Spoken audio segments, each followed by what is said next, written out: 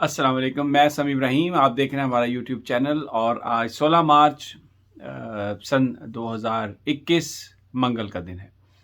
P D M نے فیصلہ کر لیا، اناؤنس بھی ہو گیا کہ اب لانگ مارچ مؤخر کر دیا گیا ہے، کیونکہ استعفوں کے بغیر لانگ مارچ ہو نہیں سکتا۔ اور پاکستان پیپلز پارٹی جو پی ڈی ایم کی ایک بڑی جماعت ہے، انہوں نے یہ کہا ہے کہ جی ہم اپنی سینٹرل ایگزیکٹو کمیٹی کے سامنے یہ معاملہ رکھیں گے اور پھر فیصلہ کریں گے۔ میں نے اپنے پچھلے ویلاگ میں آپ کو بتایا کہ یہ کوئی نہ کوئی ٹروپی ڈرامہ کریں گے۔ میں بتا رہا ہوں کہ زرداری صاحب کی کوئی میٹھی گولی ہوگی، کیا زرداری صاحب نے کیا معاملہ وہ بھی آپ کو بتایا میں نے۔ آج جب دو چار چیزیں اب سامنے آئی ہیں جس کا میں ذکر کرنا چاہتا ہوں۔ پی ڈی ایم کے اجلاس کے بعد جب پریس کانفرنس کے لیے آئے تو اس میں آپ مریم نواز صاحبہ کی ذرا شکل دیکھ لیں، یوسف رضا گیلانی کی باڈی لینگویج آپ کو ڈیفرنٹ نظر آئے گی۔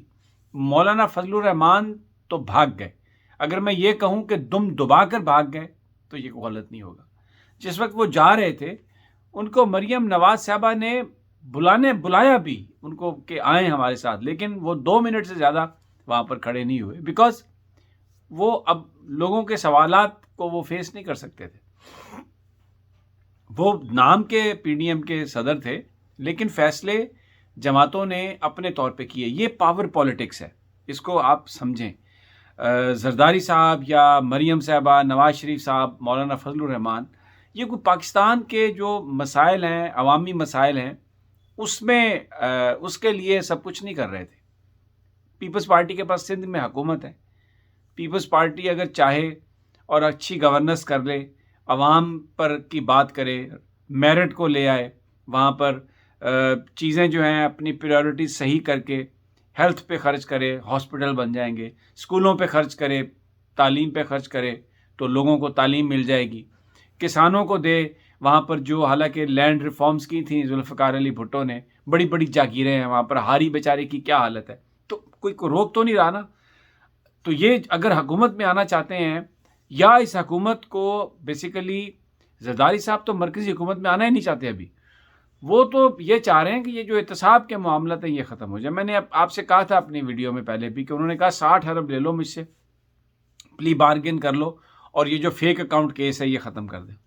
اب آپ مجھے یہ بتائیے کہ آج جو کچھ ہوا اس میں مریم نواز صاحبہ یہ کہتی ہیں کہ انہیں بہت افسوس ہوا کہ یہ جو بات ہوئی، اور پھر ایک بات انہوں نے جو کہی جس میں بطور خاص بات کرنا چاہتا ہوں کہ کسی کو کوئی حق نہیں پہنچتا کہ وہ نواز شریف صاحب کو وطن واپسی کی بات کرے، اور ہم کیسے عمران خان کے حوالے کر سکتے ہیں نواز شریف صاحب کو۔ اب مجھے بتائیے، یہ بات کلیئر ہو گئی، نہ وہ بیمار ہیں، نہ وہ صرف جیل سے بھاگے ہوئے ہیں، پگوڑے ہیں، ثابت ہو گیا بالکل۔ اور یہ افراتفری کی جو کوشش تھی، آج انہوں نے گھیرنے کی کوشش کی ایک دوسرے کو، لیکن زرداری جو ہے ان کی اپنی ترجیحات ہیں۔ میں نے آپ کو پچھلی ویڈیو میں بتایا ان کی اپنی ترجیحات ہیں۔ یوسف رضا گیلانی صاحب جو ساتھ کھڑے تھے مریم صاحبہ کے، انہوں نے کیا کہا پریس کانفرنس میں؟ انہوں نے کہا جی ہم اپنا قانونی اور آئینی جنگ لڑیں گے۔ قانونی اور آئینی جنگ کیا ہوتی ہے؟ کوئی جنگ نہیں ہوتی، یہ نہیں جائیں گے۔ میں آپ کو بتاؤں، سپریم کورٹ میں بھی اگر پیپلز پارٹی اس کو لے کے جاتی ہے تو وہاں پر میں نے اپنی پچھلی ویڈیو میں کہا تھا کہ لینے کے دینے پڑ سکتے ہیں۔ علی حیدر گیلانی کی ویڈیو، اس کے بعد دیکھیں سب سے بڑی بات یہ ہے کہ جو سپریم کورٹ نے ڈائریکشن دی تھی الیکشن کمیشن کو کہ آپ کرپٹ پریکٹسز روکنے کی بات کریں، تو وہ کیا الیکشن کمیشن نے؟ کچھ بھی نہیں کیا الیکشن کمیشن نے۔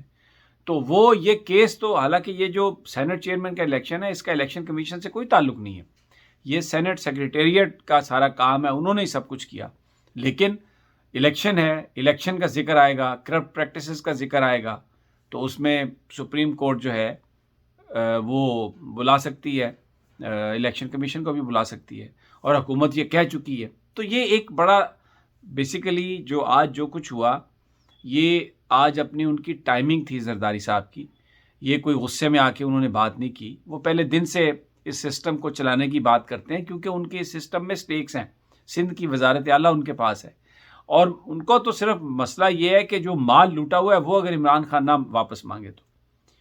اب یہ جو ساری صورتحال بنی کیا، پی ڈی ایم کی گیم بہت اچھی جا رہی تھی. میں آپ کو اندر کی بات بتا دیتا ہوں کہ ہوا کیا. جب یوسف رضا گیلانی الیکشن جیت گئے سینٹ کا ممبر بننے کا، تو اس کے بعد ایک میٹنگ ہوئی، بڑے لوگوں کی میٹنگ ہوئی. عمران خان نے صاف واضح طور پر یہ بتا دیا اس میں کہ یہ آپ اپنا نظام سنبھالیں اگر آپ نے اس کو اس طرح چلانا ہے. میں نے نہ کسی کو باہر جانے کی اجازت دینی ہے، نہ کسی کے ساتھ پلی بارگین کرنی ہے، اور حکومت کرنا میرا کام ہے، میں حکومت کروں گا. آپ کو کسی کو کوئی پرابلم ہے تو آپ آگے اس سارے سسٹم کو سنبھال لیں. میں مصنوعی آکسیجن لے کے، مصنوعی سانس کے ذریعے میں وینٹیلیٹر پہ اس گورنمنٹ کو نہیں چلاؤں گا. اب یہ جو صورتحال آئی سامنے، اور جس وقت خان یہ بات کر رہا تھا تو مریم آ کے فتح کے شادیانے بجا رہی تھی، اور انہوں نے کہا کہ یہ سب کچھ پاکستان کا اوپر نیچے، ایسٹ ویسٹ، شمال مغرب جو بھی ہے، اس وقت لوگ پکار رہے ہیں نواز شریف کو، اور بس صرف نواز شریف کی جہ ہے اور کچھ بھی نہیں ہے. تو پھر بہت سارے لوگوں کو یہ سمجھ آئی کہ ابھی یہ جو کہانی چل رہی ہے یہ پاکستان کو مکمل بربادی کی طرف لے جائے گی. پھر اس کے بعد سینٹ کے چیئرمین کا انتخاب ہوا. پھر یہ نواز شریف صاحب نے اور انہوں نے جو ہاتھ کیا زرداری کے ساتھ، تو وہ کہتے ہیں نا گھر کو آگ لگی گھر کے چراغ سے. مولانا فضل الرحمان ان کا یہ خیال تھا کہ بالکل بھی میں جو ہوں نا وہ میں پریویل کر لوں گا. اب ایک بڑا سوال ہے، مولانا فضل الرحمان کا خود اپنا بیٹا جو ہے، وہ جو ریلیجیس کمیٹی ہے پارلیمنٹ کی، پارلیمانی کمیٹی مذہبی امور کی، اس کا وہ پریزیڈنٹ ہے، سربراہ ہے اس کا، وہ چیئرمین ہے. بھائی آپ اس سے استعفیٰ دیں.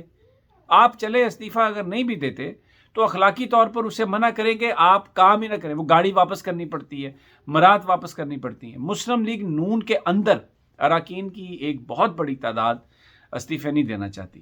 تو مریم صاحبہ نے بھی یہ جو ساری جو معاملہ ہوا کہ پیپلز پارٹی، انہوں نے بھی پیپلز پارٹی کے پیچھے چھپ کر اپنی جان بچائی ہے.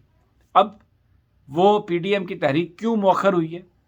پیپلز پارٹی استعفیٰ دینے کے لیے تیار نہیں، اور استعفوں کے بغیر لانگ مارچ کا کوئی فائدہ نہیں. تو اب بلیم کس پر نون لیگ دے سکتی ہے؟ بڑے آرام سے وہ بلیم دے سکتی ہے ہر چیز کی ناکامی کا پاکستان پیپلز پارٹی پر.